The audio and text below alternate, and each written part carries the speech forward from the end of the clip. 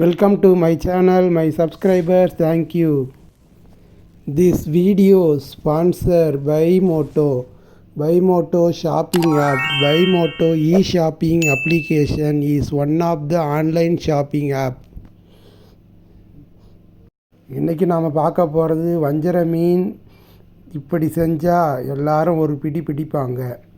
நமக்கு தேவையான பொருட்கள் வெங்காயம், தக்காளி, பச்சை மிளகா, இஞ்சி, பூண்டு, சீரகம், மிளகு.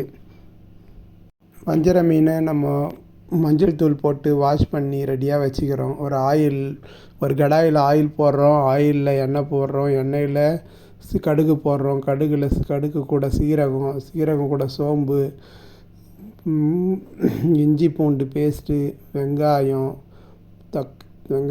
அதுக்கு முன்னாடி பச்சை மிளகா முழுசாகவும் போடுறோம், இல்லை கட் பண்ணியும் போட்டுக்கலாம். காரத்துக்கு தேவையான அளவுக்கு பச்சை மிளகாவும் போட்டுக்கிறோம்.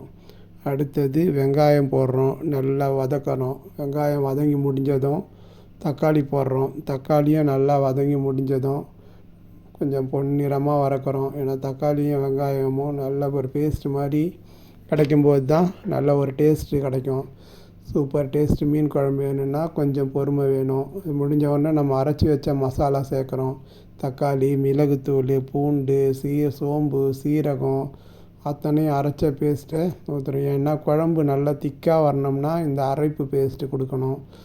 அப்போ தான் மீன் போட்ட உடனே சில குழம்பு தண்ணி ஆகிடும். அது வராமல் இருக்கிறதுக்கு இப்போவே நம்ம இந்த அரைச்ச மசாலாவை ஊற்றி நல்லா அதுலேருந்து ஆயில் பிரிஞ்சு வர அளவுக்கு நல்லா மிக்ஸ் பண்ணுறோம். மிக்ஸ் பண்ணும்போது அடுத்த மசாலா நம்ம போடுறோம். மஞ்சத்தூள் கொஞ்சம் போட்டுக்கிறோம். அப்புறம் மிளகாய்த்தூள். அது நல்லா பிரிஞ்சு வருது, எண்ணெய் தனியாக வருது. ஆயில் நல்ல தண்ணி நல்லாவே வதக்குங்க. ஏன்னா தக்காளி வாசம் போகணும். அதனால் தக்காளி வாசம் போகிற வரைக்கும் நல்லா நம்ம வதக்குறோம். இப்போ மிளகாத்தூள் போடுறோம்.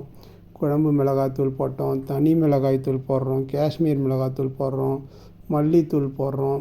மல்லித்தூளுக்கு அப்புறம் கரம் மசாலா, மீன் குழம்பு மசாலா அத்தனையும் போட்டு நமக்கு தண்ணியே ஊற்றாமல் அப்படியே வதக்குறோம். கொஞ்சம் நல்லா வெயிட் பண்ணுறோம். இப்போ புளி தண்ணியை ஊற்றுறோம். குழம்பு திக்காக வேணும், அப்புறம் குழம்பு கொஞ்சம் அதிகமாக வேணும் அப்படின்னா புளி தண்ணியை தான் அதிகப்படுத்தணும். வெறும் பச்சை தண்ணி சொட்டு தண்ணி ஊற்றக்கூடாது. இப்போ குழம்பு நல்லா தண்ணியாக இருக்குது.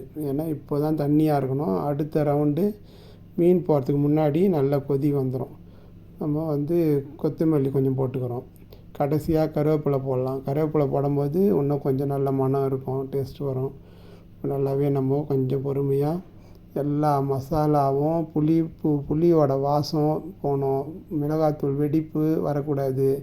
இதெல்லாம் வரணும்னா கொஞ்சம் பொறுமையாக நல்லா கொதிக்க விடணும்.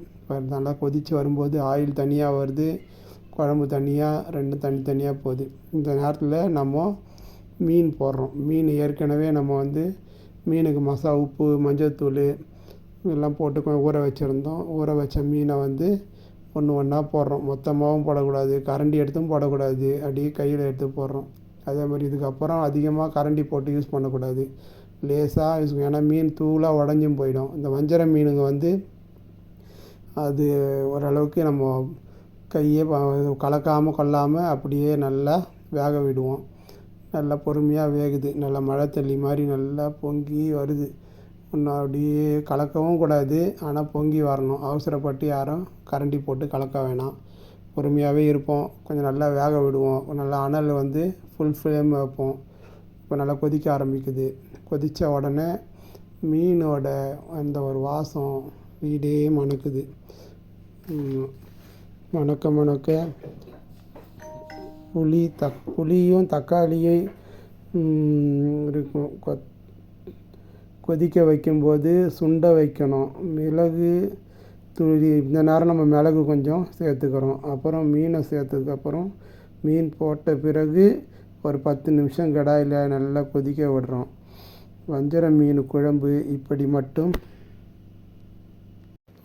குழம்பை இப்படி மட்டும் செஞ்சால் எல்லோரும் ஒரு பிடி பிடிப்பாங்க. எங்கள் வீட்டில் மட்டுமல்ல, உங்கள் வீட்டிலேயும் நாம் அடுத்த வீடியோவில் சந்திப்போம். தேங்க்ஸ் ஃபார் வாட்சிங் மை சப்ஸ்கிரைபர்.